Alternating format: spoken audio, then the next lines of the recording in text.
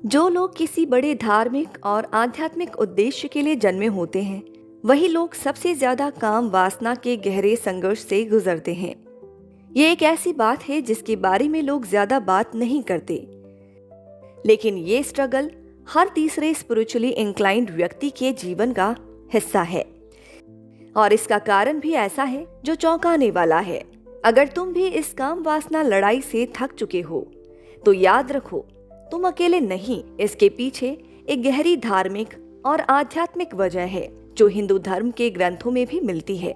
इस स्ट्रगल के पीछे का सत्य क्या है? हिंदुत्व के इतिहास में भी कई महान आत्माएं, योगी, राजा काम वासना के कारण बड़ा संघर्ष झेल चुकी हैं। सोचो, महर्षि विश्वामित्र को, जो एक तपस्वी, एक महान योगी, लेकिन जब मेनका ने उनका तप भंग किया तो वो भी काम वासना के जाल में आ गए। या राजा ययाति, जिनकी इच्छा और वासना ने उनका जीवन बदल दिया और उनके वंश में ही कर्म का भारी प्रभाव पड़ा। या नारद मुनि, जिन्होंने भी कामदेव के साथ एक आत्मिक लड़ाई झेली थी। तो ये स्पष्ट है कि काम वासना उन लोगों को ज्यादा टारगेट करती है जिनका जीवन किसी बड़े धार्मिक लक्ष्य के लिए होता है। लेकिन ऐसा क्यों होता है?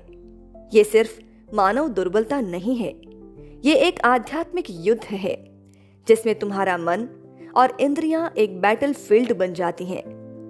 कामदेव, जो कि हिंदू धर्म के अनुसार वासना के देवता हैं, उनका काम है तुम्हें तपस्या से हटाना, तुम्हें मोह में उलझाना। जैसे भगवत गीता के 3:36 में अर्जुन पूछता है, हे कृष्ण, ऐसा क्या है जो इंसान को मजबूर करता है पाप करने के लिए, जैसे जबरदस्ती उससे कोई करवा रहा हो? श्री कृष्ण जवाब देते हैं, ये काम वासना है जो रजोगुण से उत्पन्न होती है और वही तुम्हारा सबसे बड़ा शत्रु है।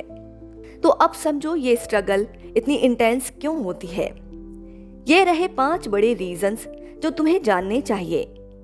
पहला, आध्यात्मिक संवेदनशीलता, ज्यादा वासना का आकर्षण। जो लोग स्पिरिचुअली अपलिफ्टेड होते हैं, उनकी अंतर्दृष्टि और भावनाएं ज्यादा तेज होती हैं।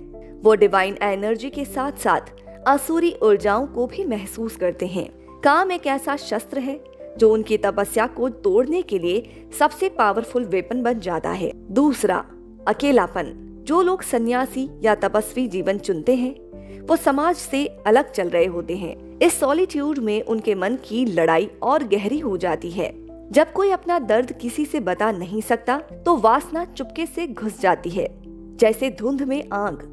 तीसरा, उच्च लक्ष्य। जितनी बड़ी तपस्या उतना बड़ा विघ्न। काम और मोह को हिंदू धर्म में सबसे बड़े विघ्न के रूप में माना गया है। रामायण, महाभारत और पुराणों में कई ऐसे उदाहरण हैं जहां महान पुरुष भी काम की अग्नि में तप गए। चौथा, साइकोलॉजिकल इफेक्ट्स। कई लोग जिनके जीवन में रिजेक्शन, त्याग या दर्द रहा है, वो इमोशनली कमजोर होते हैं। कामदेव उनके मन में एक झूठा सुकून, एक झूठा प्यार लेकर आते हैं, पर यह एक चक्रव्यूह होता है जिसमें घुस जाने के बाद निकलना मुश्किल होता है। पांचवा, दिव्य शक्ति। तुम्हारे पास जितनी भी स्पिरिचुअल पावर्स हों, लेकिन शरीर तो मानव का ही है। अगर तुम डेली अपना मन और शरीर डिसिप्लिन नहीं करते, जैसे कि मंत्र जप, योग, ब्रह्मचर्य और सात्विकता, तो वासना तुम्हारे पीछे आ ही जाती है। भगवत गीता भी कहती है, आत्मा ही अपना मित्र है और आत्मा ही अपना शत्रु। अंत में काम वासना एक ऐसी आग है जो अंदर ही अंदर तपस्या को जला सकती है। लेकिन अगर तुम विवेक, साधना, आत्मविश्वास और गुरु के मार्गदर्शन के साथ इस लड़ाई को लड़ते हो, तो जीत निश्चित है।